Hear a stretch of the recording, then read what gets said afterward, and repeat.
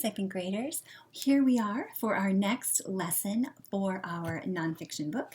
And today you're going to need your index worksheet, which is in your green packet. And you're going to need the final copy of your book. And then what I want you to do is go to your first page, whatever it is. Mine is What Do Bats Look Like? And if you look carefully on the top, it says write your main topics. So I'm going to go from my heading, what do bats look like? And actually I'm going to write the words look like. To make it easy, I took those words right out of the heading, okay? And then I'm going to go to my next one, and I'm going to write, where do bats live? I think I'm going to write habitat for that one.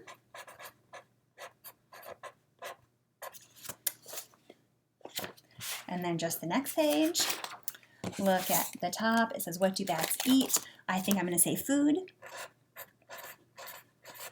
And I wrote that in just the lines across the top. And then I have, what are bats' predators and how do they survive? I'm going to write the word predators. So sometimes it makes sense to take your main topics right out of the heading. Other times, maybe the bold words on the page would help you. And there's my last one, how do bats take care of their babies? And what do you think I should write for that one? Yeah, babies. And I can copy the spelling right out of there so I know it's right. And actually, that's not quite the last one. Turn the page.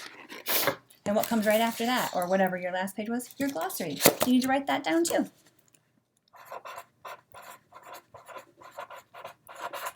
So there, those are my main things. You should have 6 of them too, probably. Maybe you have 5. Then it says, write the topics in alphabetical order. So that's what we're going to do. So this one starts with L. Whoops. This one starts with H, F, P, B, and G. So, well, I'm going to go for babies first.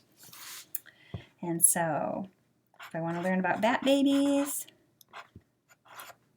I would go to a certain page. First, just put all these words in alphabetical order. So I'm done with babies, and I cross it out. The next one, in alphabetical order, glossary. Might yours be different than mine? Yes, yours probably are. Maybe you chose different ways to name your topics, and that's okay. Then, I made a mistake. I put glossary, and I should have put food. Not a big deal. You've got some extra lines. Just if you make a mistake, cross it out. Or if you did it with pencil, erase it. I've got to write food next, then glossary. Because F comes before G, doesn't it? Yep, don't worry if you make a mistake. That's why we do it on this green worksheet, because it's no big deal. And so now I'm done with those. Then I have L, H, and P. H, habitat is next. And then I have, so habitat gets crossed out, L or P, look like. L comes next. If you want to call that characteristics, you could do that too. And then the last one is P, predators. Now what I need to do is write the page number on which you start writing about each topic. And right now my book is already open to my glossary, and that is on page 6. So I'm going to find glossary and write page 6 right there. And I can flip backwards through it. All right, so this is the page about the babies, and that is page 5. So I'm going to put a 5 right there. See? And what else? Let's go back another page. And then I have the predators and survival, and that is on page 4. So do you see where I should write the 4? Good. Right there. You were right. And then, and what do bats eat? Bat food, that is on page 3. So I fill that in. And then where do bats live? And we did the word habitat for that, didn't we? So what did I do wrong? I keep making so many mistakes. But again, I just cross out that because my glossary actually starts on page 6. I talk about bat habitat and where they live on what page? 2. So I will fix that. See?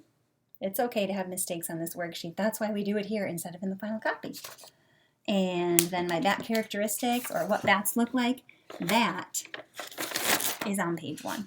You don't need to list your table of contents in your glossary because everyone knows it's at the beginning, okay? Then, after you get that done, have a grown-up check it over. It's really important because did you see how many mistakes I made? And then you're going to go back here where it says index on the top already.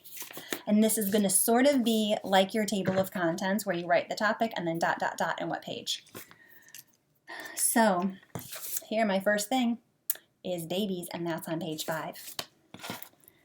So I'm going to write the word babies on my index page, ... page 5. See it? Yeah. And then food, ...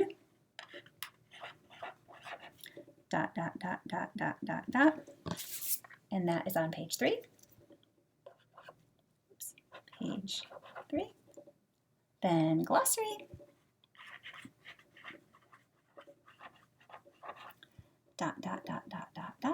page 6. Habitat. You are going to want to take your time on this. I'm trying to not make this video too long for you. What page is habitat on? 2. Good. Look like is my next one. You copy it right off of here. Right off of this worksheet, you copy your index because you've already made it in order, especially if you had a grown-up check it before you start writing. And that is on, I gotta do my dots, page 1. See? And then predators, because that's last in alphabetical order. ... page 4. Guess what? Your index is done. That's not that bad, is it? Not like that glossary where you had to write what all those words meant. Yeah. And so there you go. That's how it's going to look when you're done. You might have some extra pages in the back, and that's okay. Don't worry about it if you do. If you have an idea for if you wanted to put something else on one of those pages about your animal, just send me a little email and we can chat about it and decide how you want to do it. All right, so just do that and you are ready for our next lesson on Wednesday, and then you'll be done with your nonfiction book. Congratulations, you are doing great.